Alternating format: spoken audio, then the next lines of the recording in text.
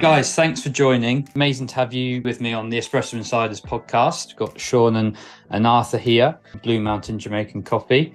Maybe Sean, do you want to start off? Can you give us a bit of sort of background as to how you got into the coffee industry and how you got started?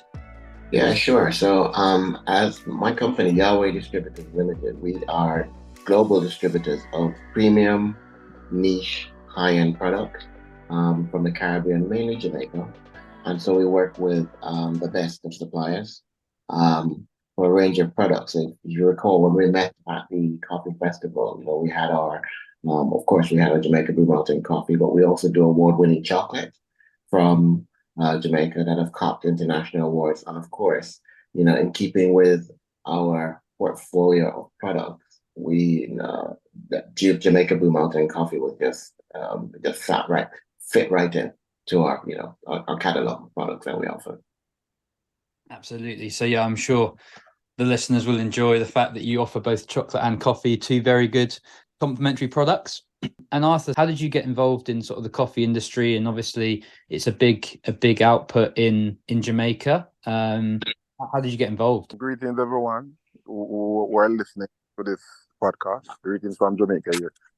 All right, I'm Authur McGowan. I'm CEO and owner of Trumpet Tree Coffee Factory, one of the larger producers, in fact, the third largest producer, Jamaican Blue Mountain Coffee in the world. I got started in coffee as it relates to the area of Jamaica, where I am born and grew. I born and grew in the Jamaica Blue Mountains, Mm-hmm. which consists of different range of mountains that we give different names, but on that cluster mountain in that special spot in Jamaica, it come up under one name, Jamaica Blue Mountains. How I got started is by really hobby and I like to farm, and also I've plant coffee from 1999. I was a farmer right up to about 2017 tentatively. Originally started 2018 when we get everything certified and ready to export coffee in different regions of the world. As it relates to the origin of how I got started as it relates to coffee. Jamaica Blue Mountain Coffee is, for me, the best coffee in the world. The reason for that,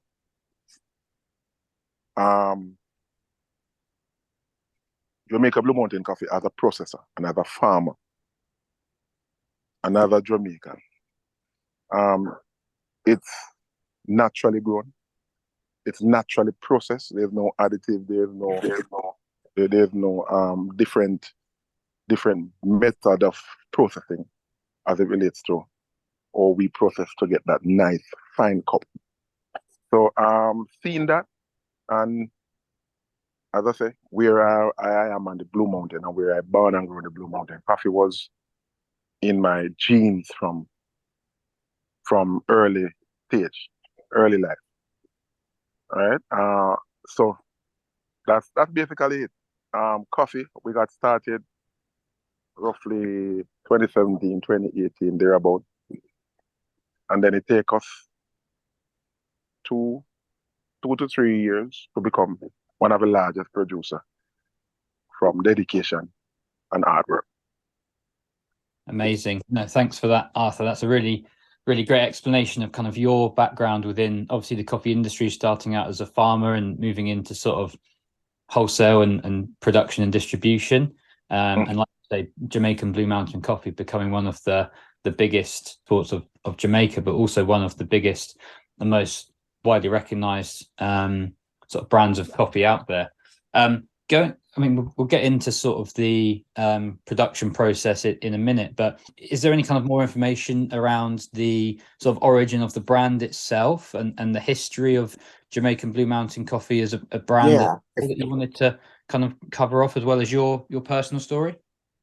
Yeah, sure. I mean, I should say for my part, just to add to what I've said before, I was born here in England, but my dad got a job with the Jamaican government when I was younger after I finished university. So I ended up living in Jamaica. And because of living and working after university, in Jamaica, I was able to identify people who like Arthur, who is, 'cause our coffee that we sell, in our partnership, it's coming from source. There's no middleman. So it's basically coming literally from the farmer, from the farm in the Blue Mountains, 4,000 feet and above sea level to, yeah, the customer. But in terms of the brand itself, a lot of people may not realize that the James Bond author, Ian Fleming, he actually he popularized Jamaica Blue Mountain Coffee in James Bond folklore. Because the James Bond novels were actually written, many people might not realize this, in Jamaica, the original novels, from his aptly named retreat, Goldeneye. And so he wrote the novels there. And in the novels, many of the novels, you can hear him mention the fact that James Bond only drinks, or 007 only drinks Jamaica Blue Mountain Coffee. So with him popularizing it, when we're going back to like the 40s, 50s, because of who he was, Jamaica Blue Mountain Coffee also has been entered in numerous, competitions, and it's agreed hands down by not just enthusiasts, but coffee aficionados, that Jamaica Blue Mountain Coffee is hands down the best coffee in the world. And I mean, we can go into the reasons why, if you like, in a minute, but it's that's just a little bit more of an insight into how the brand itself, and how the name itself, gained traction and popularity worldwide. Thanks, Sean. Yeah, that's a really good insight, and I didn't know that about the sort of James Bond books. Obviously, so popular, and you unless you're a real kind of James Bond nerd, you might not even know that, within the films, etc. So, Arthur, anything you wanted to add in terms of the history of the brand itself, to adding to what Sean mentioned? As it relates to Jamaica Blue Mountain Coffee, the brand itself, here in Jamaica, it is a regulated product. As it relates to the government regulates in terms of how it is exported. Once the processor get a batch or a shipment for export, it has to be submitted to the relevant authority. The whole shipment have to be submitted to the relevant authority that they can do their relevant testing. They test for defects, they test for color, they test for taste profile, shape, size of the beans, and all of that. And once that is done, then you get a score, and if it comes up where it is passed for export, approved for export, then you can export. Once it don't meet the criteria for export, then that shipment, no matter how many or how small it is, can't be exported. They also, as it relates to on the green bean side of it, they also take the shipment. Once it is ready to ship and they do all their testing, they take all of the shipment and ship it on the producer behalf. One of the reasons for that, they want to protect the brand against all infringement and also against all contraband, to ensure that the customer that get Jamaica Blue Mountain Coffee get the best coffee with no confusion or any other thing to think about. So once the relevant authority here, which is known as, it's formerly known as Coffee Board, Coffee Industry Board. Now the name is changed to JACRA, Jamaica Agriculture Regulatory Commodity, right? That's what they are known here as. So once that is done, then the customer can rest assured that the quality of the coffee that they get, it will meet the standard and the reputation of what Jamaica Blue Mountain Coffee is. As it relates to interested buyers in terms of green bean, you also have to acquire an import license from that body here, which is known as JACRA here in Jamaica, for you to trade. So you also get a trademark user license and also an importer license. So once you're ready for business, all of that have to be in place as well. For me, as I say, in terms of quality and taste of coffee, I've been to many festivals, many expos around the world. and tasted many coffee. Yeah, you have good, great coffee. But Jamaica Blue Mountain Coffee is naturally sweet. There's no over bitterness. There's nothing up with that. Once you get a good batch of coffee and you give it nice roast, medium roast, little medium to dark, then you should have a nice cup of coffee, where in which you can, a first time drinker can have it without milk, creamer, or sugar. Nice and sweet. The growing conditions of Blue Mountain coffee. So obviously with Arabica, you want a higher altitude that you'll be growing in. Obviously the soil has an impact, and like you say, it produces that unique flavor that not only is, you know, rich, earthy, and has that body, but also has that natural sort of sweetness. So if you're a first time drinker, like, you know, I was, when I tried the coffee myself, you don't have to pair it with milk, and you don't have to add anything else. It's naturally got that, you know, you've got that body, but you've also got the sweetness to it as well. So in terms of the sort of growing conditions and the processing, I know you mentioned around sort of natural processing being the sort of USP of Jamaican Blue Mountain Coffee. Did you want to speak any more about sort of the, you know, the growing conditions that and what makes Blue Mountain Coffee unique? Sure. As it relates to the growing practices and the growing conditions. As a farmer, I've been farming Jamaica Blue Mountain Coffee from 1999. Just left school and looking for something to as a young man to move into. And there come the challenge. As it relates to the condition, I myself personally have about 80 acres of coffee in Jamaica. Rich, ranging within 3,500 feet to 7,000 feet above sea level. As it relates to that the soil here in Jamaica is very low and acid. The condition is very in most, especially the higher elevation, very misty. Most days round, so that kind of produce and create an ambient for a nice coffee. And as it relates to shade grown, we if our farm is where in which the sun is very penetrative, we normally plant intercrop like bananas and plant to provide a bit of covering when the sun, to protect the beans, to protect that berry, to ensure that it comes to full perfection. Thanks, Arthur. And John, anything else you wanted to add in terms of the way the coffee tastes, and obviously from a sales point of view, kind of how you market the coffee that the Blue Mountains in Jamaica produce? Well, yeah, and and I hope I believe you can attest to this. Like a lot of coffees, and Arthur mentioned it previously, when you taste them, it's not bitter. It's a very smooth taste, balanced sweetness with floral and fruity notes, and it just distinguishes it from other Arabica coffees. But one other thing I should mention is, at the London Coffee Festival, a lot of people came over to us, from Colombia, from Brazil, and the London Coffee Festival, I mean, is arguably perhaps one of, if not the biggest coffee festival in the world. And I mean, we had the Colombians, the delegation from Colombia. They were joking, but they actually bowed when they saw us, because they said, "Look, we know Jamaica Blue Mountain Coffee is the real deal." And we sampled each other's coffee. But one thing I didn't realize was that, like, even in places like Cameroon, there was a delegation from Cameroon that came over. And what they said to me was that Cameroon coffee, where they sell it in places like South Korea, they actually refer to it as Cameroon Blue Mountain. And I was like, that's okay. And is there a reason for that? They said, yeah, because the original offshoot plants that were from which the coffee industry in Cameroon has sprung, missionaries actually brought them from Jamaica to Cameroon.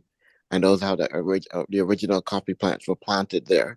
So when they sell them, they actually market it, even though it's not Blue Mountain, they market it as Cameroon Blue Mountain, because they say Jamaica, our coffee is the grandfather of their coffee industry. But in terms of the some unique aspects about the coffee here, and more specifically, the Trumpet Tree Coffee Factory, which is our Authur's company and whom we represent. We're the only Blue Mountain coffee that's actually that has a trademark from the Vegetarian Society. So basically, we're Veg Society approved, and in fact, even as we speak now, at the Plant World Expo at the EXL in London, they're actually promoting our coffee on their stand. More specifically, the Better Cup coffee tea bags, which basically was a very unique creation in the sense that Jamaica Blue Mountain coffee is very, very expensive. Anybody who knows good coffee, they know that and they realize that. And in places like Japan, you can pay for like $20 US a cup just for a cup of coffee, Jamaica Blue Mountain coffee. But the Better Cup coffee tea bags, what it affords the user is the authentic experience of Jamaica Blue Mountain coffee, but literally at a fraction of the cost. And you make it literally the same way you would make a cup of tea, but it's actually the bags actually contain authentic Jamaica Blue Mountain coffee. So what it's very, very unique and innovative in the sense that it allows people who probably wouldn't want to pay upwards of £10 or whatever for a cup of coffee. It allows the everyday person to be able to get the authentic taste of Jamaica Blue Mountain coffee, but at a fraction of the cost. And I've obviously tried that myself, and like you say, you do get that authentic Blue Mountain coffee taste, but obviously through a single serve and a much more affordable price point. We've seen kind of coffee tea bags on the market start to creep into the coffee industry from various sort of big brands and what have you, and they claim to kind of offer like experience, etc. But I think until you try it, and especially from such a premium brand as yourselves at Jamaican Blue Mountain Coffee, you don't quite know what you're getting yourself in for. The Better Cup really is taking the coffee industry, by storm, in that you get such a high quality bean in such a usable, user-friendly fashion. Really innovative product that you've come out with there. Most definitely. And I mean, at the London Coffee Festival and everywhere that we've had people try it. I mean, because what we did was side by side. We had people try the tea bags. And we told them that it was a tea bag, and then we had them try like roasted and ground. And they were like, wow, it's like you don't really lose anything. It's just the same coffee. And they were just wowed. And it's the exact same reaction that people have had where they said, we've tried loads of coffee tea bags.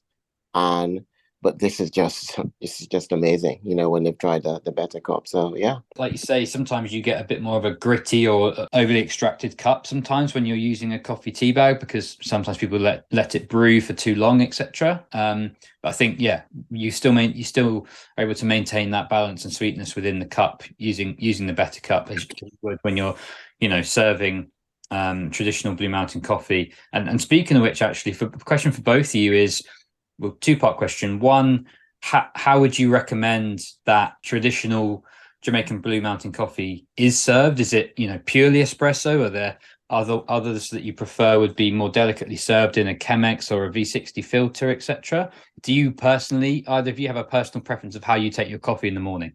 French press is my instrument of choice as it relates to a morning cup, and also the concept of the Better Cup. That coffee single serve bags, that coffee tea bag. That's also one of my favorites. Reason being, sometimes you are on the go, you have to prepare something fast and move. You don't have the time to brew a French press, but you can just slip a sachet or two sachets in your bag. You can put it in your thermos, and while you drive away, that can sip and you can sip as you go. So the coffee tea bag is one of my favorites, especially for a person which is very busy and don't have the time to really sit. Better Cup coffee. The concept of the Better Cup coffee tea bag is origination of from the COVID. Okay. Do you want to talk a bit more about that, Arthur? How is it that it came out of COVID? During the COVID interval, that 2-3 years, coffee industry in Jamaica.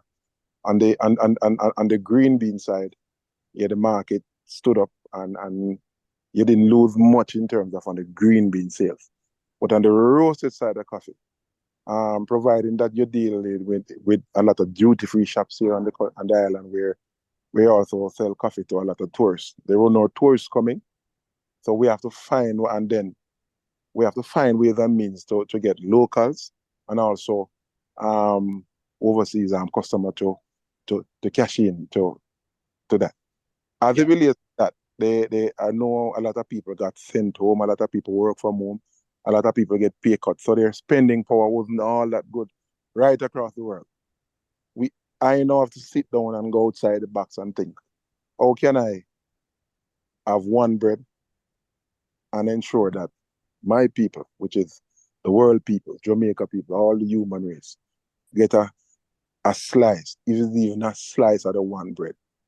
Even if I come out at a minimal loss or I come out breaking even, the goal is wasn't to cash in or to make a profit.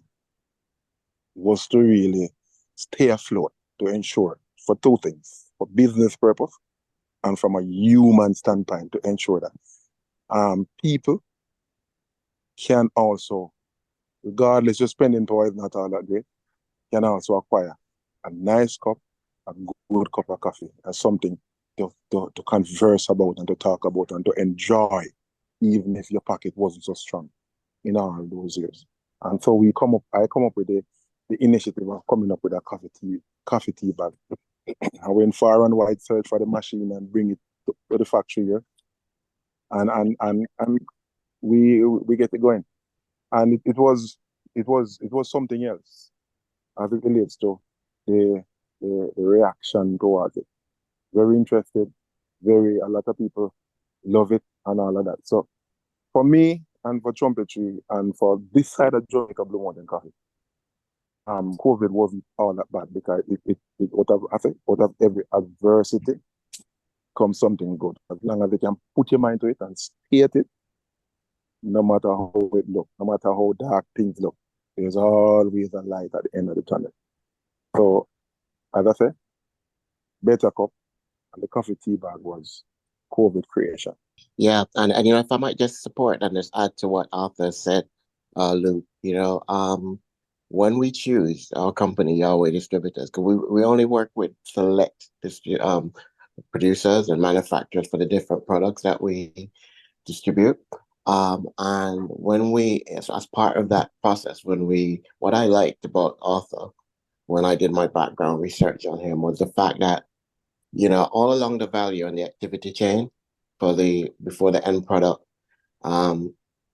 is produced or results, like there are other people in the communities, like farmers that he works with in the Blue Mountain, from cooperative farmers, where basically sustainability is a big thing, where they're able to earn a good living because even the farmers that he works with in the Blue Mountain range for their cooperatives, they get paid very well, as does his staff and the people that he hires, because you have to remember that the Blue Mountain region, we're talking about a vast region up to 7,000 feet above sea level. So it's like people in those rural communities are able to make a really good living. And what he said about not necessarily being all about the money. Of course, every business needs money to operate and to remain open. But that wasn't the primary motivator. It was also the well-being of the employees and the cooperative farmers that he works with, that they too could earn a good living, and by extension, their communities could benefit. So sustainability is a big thing, and for me, that really sort of like also meant a lot for us in terms of choosing people that we partner with. Every business that we partner with, that's one of the things that we look for. And so when someone drinks a cup of coffee that we distribute, they can know that, you know what I mean, every cup actually benefits, or every bag or every unit, down the value, down the activity chain, someone's benefiting, from rural community up in the Blue Mountains, they're benefiting from it. We are Trumpet Tree, and I said I don't just like to say hi because I am the only owner and partner in the company. but all my employees and all the person that works with me, including the farmer, we involve them as it relates to the company and as it relates to the relationship within the company. So I don't like just say hi here. I like to say we here. But we are at Trumpet Tree here. We live like family and we are family no matter where. But to add to what Sean said as it relates to the farmers, also during COVID, we deal with over 5,000 farmers throughout the Blue Mountains. A lot of family, a lot of farmers, and the Blue Mountain is very rigid terrain, so a lot of farmers. A lot of people would stay home and work in their field, whether by cash crop or when coffee season come, they know by planting coffee. Right? When coffee season come, whether by planting coffee and doing their thing. We also have to take into consideration as it relates to the well-being of the farmers as well and the sustainability of how the farmer can pull through as it relates to COVID. As it relates to price that the farmer gets per box of coffee, and per box of cherry coffee is 60 pounds of coffee. 60 pounds of cherry, that's one box. That's what we call one box. So the price here, I myself leading the charge as it relates to fair trade to ensure that the farmer get the best possible price ever, that he can sustain his farm, sustain his family, send his kids to school to ensure that everything will work. And everybody else, when all other companies paying the price that is not conducive to the farmer, I always come up, do my numbers, do my analysis, and come up with that price. Where in which I always pray. And when I pray as a father, what I want you to do for me, for the people, for your people, is to give Trumpet Tree a large share of the market. That even if I come up and pay a price, can be able to sustain yourself. And whatever price I automatically have to pay. And so said, so done. So if Trumpet Tree comes out and pay, for now, the price was that the other buyers propose and start out with in terms of price for the farmer, it was like 8,000 Jamaican dollars. After done doing my analysis and come up, farmers now are getting 10,000 Jamaican dollars. And also, those who can supply more than $50 and a lot, we give them incentive of a percentage and what the end price may be. So, okay. So I create that to also to tell the farmer, listen, I don't just want $1 or $10 from you to buy or $5 for a year. I want you to come up to a level where in which you can benefit from the incentive that the company gives as it relates to that. So we put an incentive on $50 and over, and $100 and over. For $50, we pay 5% on what the end price is. So although we negotiate 10,000 with the farmers, if you supply me $50, you automatically get another $500 on each box. If you supply me $100 and over, you automatically get another $1,000 on each box. So as it relates to that, we are growing the community, we are growing the farmers and all of that in terms of how they produce and the amount they produce. Let them be ambitious in how they produce and the amount they produce, because at the end of that's another COVID creation. Yeah, amazing, Arthur. And I think that's a really interesting topic that could have a whole podcast on its own. The price of coffee, not just to the end consumer. Obviously, we've discussed something like Jamaican Blue Mountain Coffee is going to be a high-end, specialty coffee that people are willing to pay a premium for. But you just want to make sure that that's filtering down through the rest of the supply chain. So, like you say, not just yourselves as producers, but obviously, and obviously the end farmers, pickers, processing, roasting, etc. There needs to be enough money in the value chain that it can flow all the way through. And I think, like you say, especially something like COVID, when you've got, purse strings are tight and you've got tight budgets and there's not as much kind of money flowing through the system. If you can build a bit of margin and fat into your into your selling price, and you can then, you know, translate that down through the supply chain. Then obviously if the demand is still there, then happy days, you're able to do that. It's just that talks to the strength of the brand of Jamaican Blue Mountain Coffee, that even with that sort of price, and the fact that also, I think the interesting point you raised there around bringing out the better cup is that that's not lessening the brand value. It's actually strengthening it and bringing it to a wider audience. You know, sometimes higher end brands and producers bringing out, you know, mass market products, you kind of think sometimes it can cheapen the brand or lessen the brand value. But obviously this speaks to the strength of Jamaican Blue Mountain Coffee's brand value, that not only are you able to build some margin into the producing price of the coffee at the high end, but also bringing out something that's more mass market isn't dulling down the brand value of the company. But in terms of how you roast the coffee and then serving it, is there anything more that you wanted to kind of discuss and recommend for people listening, as to, if they're buying green, how they should roast, and obviously if they're an end consumer, how they should prepare and serve the coffee? I'll just kick off, and I'll let Authur continue, just to say and support. And thank you for that, Luke. In terms of, you know, the acknowledgement of the quality of you know, what we're doing, and it's really useful when we hear other people commend us on our strategies and everything. One of the things I would say, just to add to what you said, is that I mentioned the Vegetarian Society earlier, because they recognize that coffee, and, you know, not just the coffee and the products themselves, but, you know, the systems and everything that we do along the value and the activity chain. In addition to promoting it this week at the Plant World Expo, we actually did a big feature on us some time ago on social media, their social media. And also we're being featured in their winter edition of their newsletter, which goes out to about 500,000 people globally. So it is, that's actually imminent. I think it's going to happen in the next week or so. We're going to be featured. So not just, you know, it's one thing when we talk about ourselves, but when other people begin to say, actually, you guys, you know, what you're doing, and you're just basically in the coffee space, you guys are really doing great stuff. That really, you know, is very rewarding, I'd say for us. I'll just start by saying that, you know, obviously it's a very labor intensive process, you know, for the beans and everything.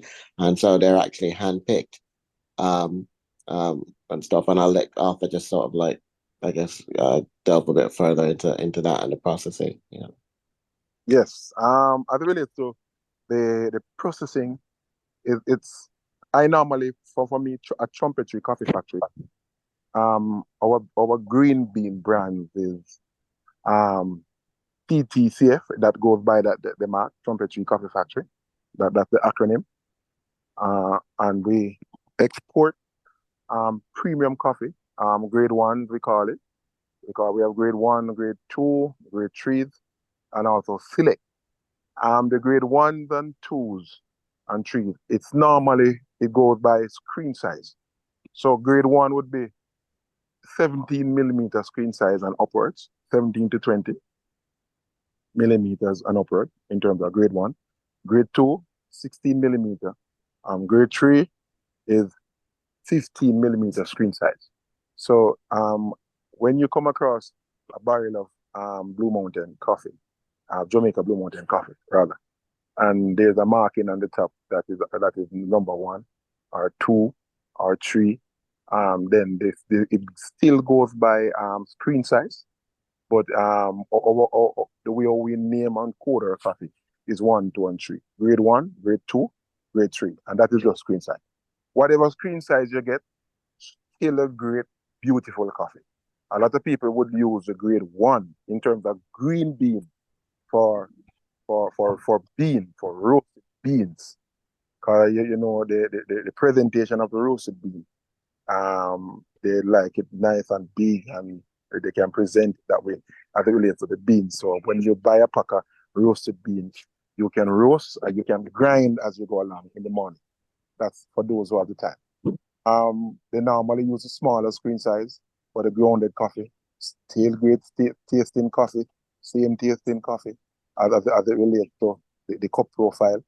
And also the select part of the coffee now is a mixture of 1, 2, and 3s. but it have a higher defects level.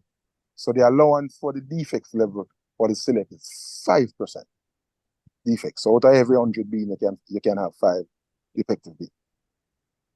Certain defects, so it has to be minimal defects. For the premium grade, which is the number one that we export in barrels, it is 3%.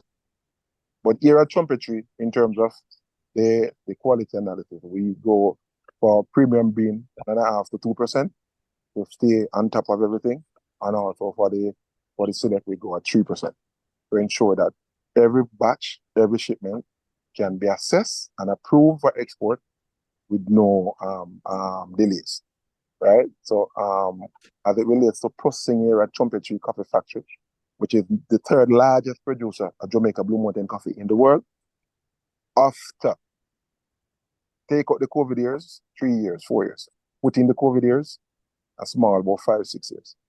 A lot of companies are saying that they are here for 100 years, and they are just right in front of us in terms of production. Another thing I like with Jamaica Blue Mountain Coffee, as it relates to processing, when you buy a barrel of Jamaica Blue Mountain Coffee, you open that barrel, that coffee always, well, I export my coffee in grain pro bags to ensure that no matter how long you have it, that coffee must be fresh and be presentable. No matter how long you, as a distributor, the customer take to buy it or need it. So we have measures that we put in place to keep the coffee as fresh and as sweet, nice, green. The color must be good as long as possible. As it relates to the roasting side now, because at Trumpet Tree here, we do coffee from the farm. One of our slogans is from the farm to the cup. So as I tell you, in the first part of the podcast, I have 80 acres Jamaica Blue Mountain Coffee in different regions of the Blue Mountain. So we go from the farm to the cup. We also acquired coffee or buys coffee from more than 5,000 different farmers right throughout the Jamaica Blue Mountain Coffee. And let me tell you, the region of Jamaica Blue Mountain Coffee it can only be found in a part of Portland, St. Andrew, and St. Thomas. There's a small region of a mountainous area in Jamaica. And for it to be qualified as Jamaica Blue Mountain Coffee, it has to originally be 2,000 feet and above sea level. Anything below that is not qualified as Jamaica Blue Mountain Coffee. As it relates to the cup profile, that's another podcast to explain all of that. As it relates to as I said, the roasting side, we have another brand as it relates to Better Cup. Better Cup is for the coffee single serve bags. We also have a brand by the name of Redeem Blue. Redeem, all right. And that's specifically originated from music. I myself, Authur McGowan, is a renowned musician here in Jamaica. I play a lot of instruments as it relates to steel pans, drums, bass, guitar, do a lot of things. So music was one of my first love. I've spent 12 or more years in the hotel industry, entertaining tourists and entertaining people. And when I come home, I just come right home back to being a Jamaica Blue Mountain coffee farmer, a processor, and all. So that brand is formed from music. That's one of my first brands. And it's in a red and blue package. That's for the ground, and the green and the roasted bean is in a golden yellow and blue package. Wrapped in burlap bag, which is a symbol of Jamaica Blue Mountain Coffee. So whenever time you visit Jamaica and you get a bag of Redeem Blue coffee, you can get that same rich taste you always anticipate, and you always, if you have never tasted coffee, then I bet you that you can try it without creamer, without sugar, and you can follow up with me and tell me what you think as it relates to different coffee that you tasted and which would be your best coffee. What's in the pipeline for 2025 for Jamaican Blue Mountain Coffee? Well, I'll start by talking about from the here in the UK. In fact, as we speak right now, we're small shipments headed out to Ireland. We have a partner in Ireland who's basically expressed an interest, and we're hoping to grow that market because they're like, we don't have Blue Mountain Coffee in Ireland, so we want to basically. We have a partner that we're working with there. We've had interest from as far afield as India and the UAE. So we're hoping to capitalize on these markets. But in addition to that, obviously through the mainstream markets, the independent, we're glad that we've got some small boutique establishments in Birmingham, the second city. Um, we have basically a new partner coming on stream in places like Nottingham. These are places that sell unique products, but some of them have never ever sold coffee before. But when they tasted our Jamaica Blue Mountain Coffee, they're like, hands down, this is the best coffee I've ever tasted, and it's worth their stocking it. So yeah, we're wanting to increase our footprint in terms of our online, partnering with others. We've had a really exciting proposal we're discussing with the people like again, the Vegetarian Society, but also to reach out to, those individuals who want coffee that is ethically and sustainably produced. They can basically, when they purchase from us, you've heard the story. Sometimes we see the glory, but we don't know the story.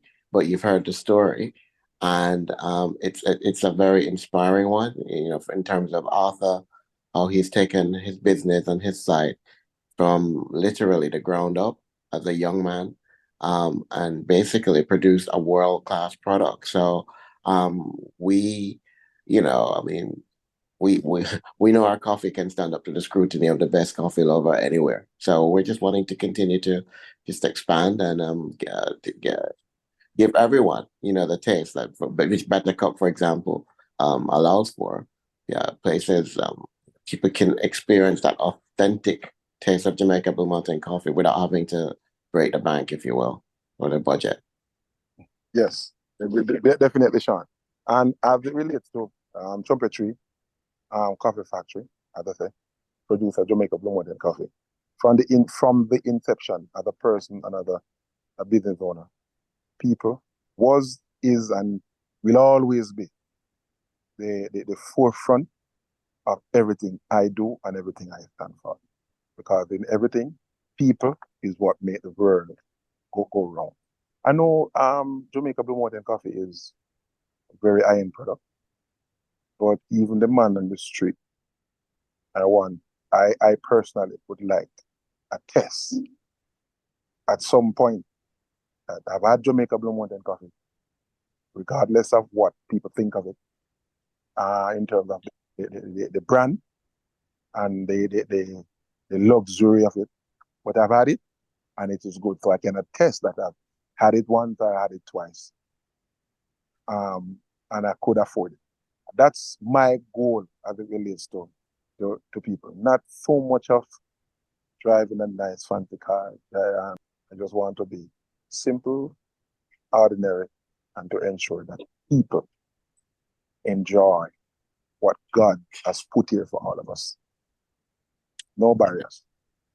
Yeah, that's right. And if I might just say, people and, in all of our undertakings, because hence our company name, we seek to, Yahweh Distributors, we seek to glorify God in everything that we do. So we operate with a very, very, our ethos is around being, not just money driven, as Arthur said, but, seeing others benefit along the value and the activity chain from everything that we do. That to me, I know when I sell a customer or when we sell a customer or give a customer our coffee, they can drink that knowing that, hey, I'm actually helping to make humanity and people in some of the most remote location, one of the most remote locations in the planet, you know, um, their communities, these communities are benefiting also.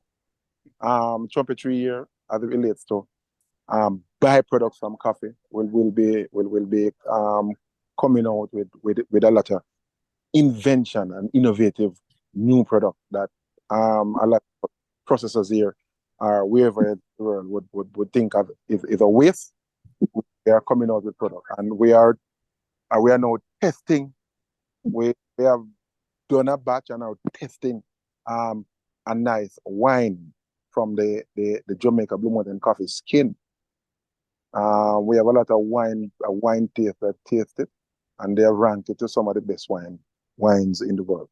As it relates to different byproducts, as it relates to coffee jerk sauce, coffee scrub, there's a lot of things that we are, as a young company, I'll be moving into innovating. We are now building out and expanding the plant to facilitate a nice coffee winery, also a nice coffee. You have a lot of person who don't drink tea or coffee every morning, but they would prefer a nice cup of tea. We are going into natural herbs as it relates to the different herbs here in the Jamaica Blue Mountain, which is very rich in flavor as well, like the pimento spice, the different spices to really broaden our horizon as it relates to our brand, to ensure that we stay the best.